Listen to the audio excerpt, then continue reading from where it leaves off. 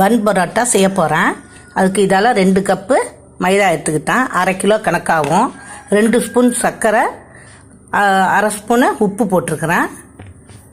1 முட்டை உடச்சி ஊற்ற போகிறேன். கொஞ்சம் பால் ஊற்றி பிசைஞ்சி நல்லா அடித்து பிசைஞ்சி 2 மணி நேரம் ஊற வைக்க போகிறேன். மாவு எப்படி இருக்குது பாருங்கள்.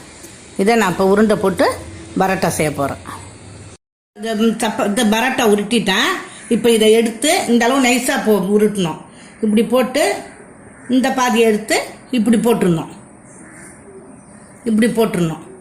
போட்டு இதை கொண்டு வந்து 2 அப்படி மடிச்சிக்கணும்.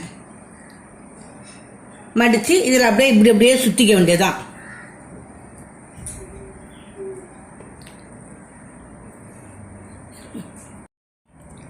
இதை மாதிரி வச்சிட வேண்டியதுதான். வச்சு திருப்பி நம்ம இதை இப்படி அழுத்தி விட்டு பரோட்டா போட்டு எடுத்துக்க வேண்டியதுதான். நான் போடும்போது காட்டுறேன். நான் இப்போ இந்த பரோட்டாலாம் போட்டு வச்சுட்டேன். ஒரு 6 தான் போட்டிருக்கேன். இப்போ தோசைக்கல்லில் போட போகிறேன். தோசைக்கல்லில் போட்டுட்டேன். பன் பரோட்டா ரெடி. பன் பரோட்டாவுக்கு சால்னா செய்ய போகிறேன். இதில் சிக்கன் 1/4 கிலோ எலும்பு இல்லாமல் வச்சுருக்கிறேன். 2 தக்காளி, 2 வெங்காயம் வதக்கி அரைச்சி வச்சுருக்கிறேன். இஞ்சி பூண்டு பேஸ்ட்டு வச்சுருக்கேன். சில்லித்தூள் வச்சுருக்கிறேன் 1 spoon. 1 spoon garam masala, salt, தாளிக்கிற சாமான். எண்ணெய் காஞ்சிட்டு இந்த தாளிக்கிற பொருள் போடுறேன். அதனால் சிக்கன் போடுறோம். நல்லா வதங்கிட்டு கறி.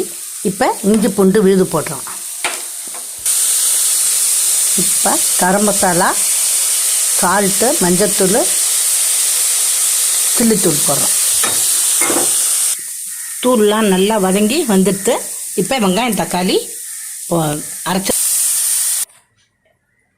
பன் பரோட்டாவும் சிக்கன் சால்னாவும் ரெடி ஆகிட்டு பாருங்கள்.